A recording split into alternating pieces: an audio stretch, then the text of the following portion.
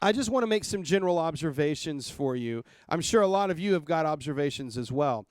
And the first observation I want to make is, for me personally, what I like to do is I like to, when I start to see candlestick reversals, I'm really good with taking my profits. And had we taken our profits on a couple of those trades as soon as we saw the candlestick reversals, we would not have had some of the drawdown that we had. This goes back to, what the skill that I have built that I really like to use is trade to a target. And that's the weakness that I see here in the Ichimoku clouds, and this has always been kind of my beef with the system as a whole, is there's not always a clear target. And so the only way to really get an idea of when things are running out of steam is to be able to interpret your candlestick signals.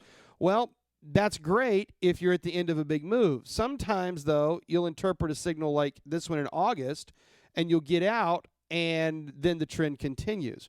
And so it becomes frustrating for us. The way that you really should handle that is if you do get out like that, you just always get ready for a re-entry, for a continuation. And for the most part, you'll probably be a few pips shy on that, but you locked in a lot more profit over time.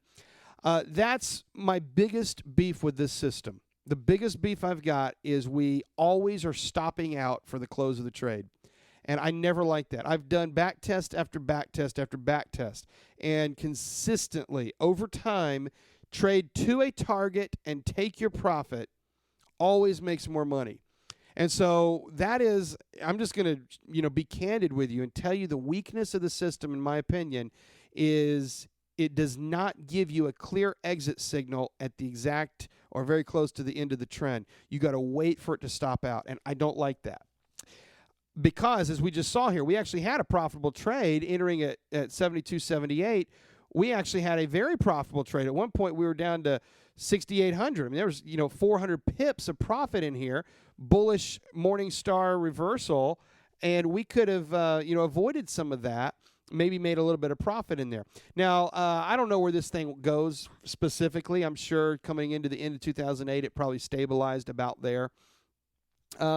If you went back through some of these trades, we really only had a couple of, real loser trades. And one of those, at least one of those, I forget which one it was. I think it was this one here. At least one of these, we had some candlesticks that told us maybe we would avoid that one. The first one was just a plain old whipsaw. We got the signal, and we lost 346 pips. And I'm glad that happened, because otherwise you would be deceived. You look at this, we did 1, 2, 3, 4, 5, 6, 7 trades, and 3 of them were losers. 1, 2, 3, 4 of them were profitable. And I think at least 2 of these, at least this one and this one, I'm confident had we used our candlesticks, we could have closed those trades for a profit. And that's really the biggest observation here is when you blend in your candlesticks and you start to take those early reversal candlestick signals at the end of those swings, you can lock in those profits a lot better. And I think that's a lot better way to trade this than simply waiting for the stop. If you wait for the stop over time, yes, you'll get the bulk of a big trend. I think you end up with a little too much risk, too much exposure, all things considered. And that's my big beef with it. Other than that beef, what observations do you guys have? One more observation. You notice how much we did not trade. It was only 7 trades over the course of 2 years. I think it's a really important distinction for us to make. The Ichimoku clouds primarily, for the most part, got us into big trends. And that was a major distinction. That was one of the outcomes for the system. So I think all things considered, the system works. I think it works the way it's intended to. I just had that one beef.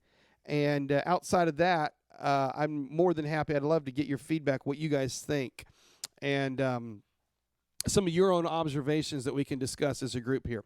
So let me skim up through the commentary here.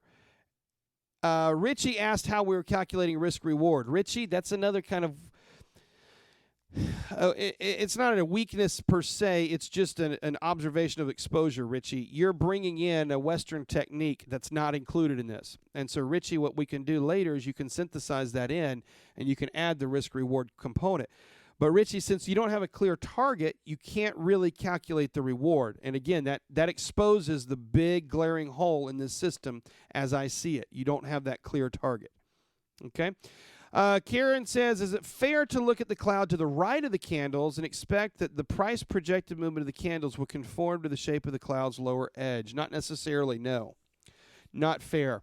It might, but it is not an assumption, and you don't want to trade based on that. Kimberly says, does in the clear mean all the way to the current candle? Great question, Kimberly. In the clear means there's nothing that's really holding it back.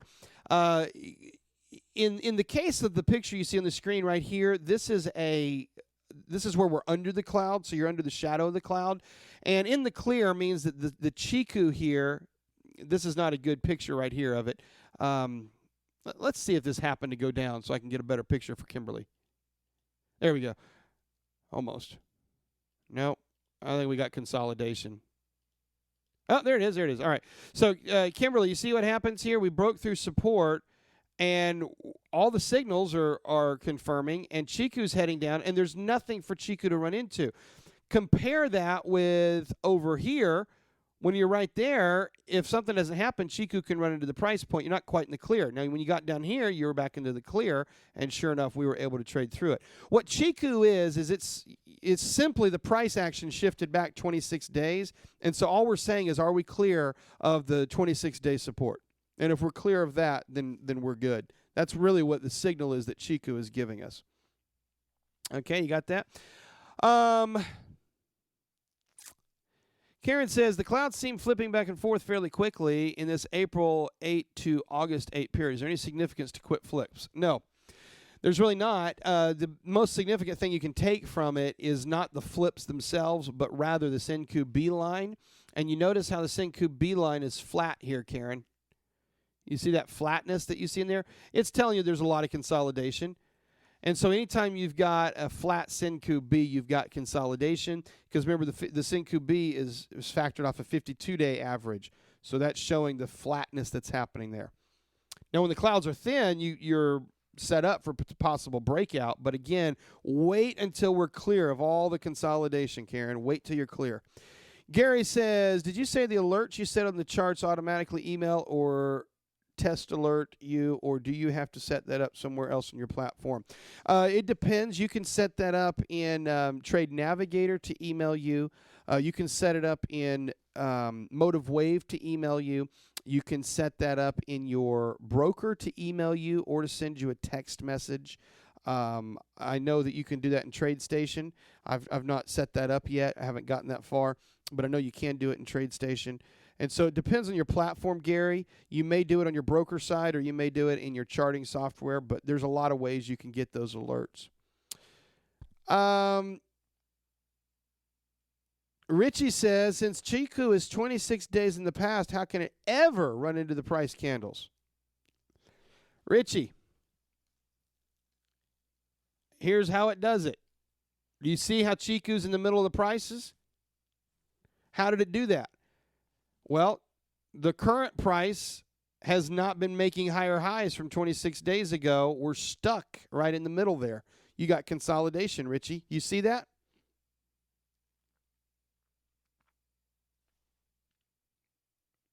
Okay, Richie sees it. David asked a great question, and David's kind of jumping to my next class. David says, can we use these consolidation signals for spreads? Oh, David. That's the next class. We're going to talk about in the next class how we can start to pull this into an actual trading strategy.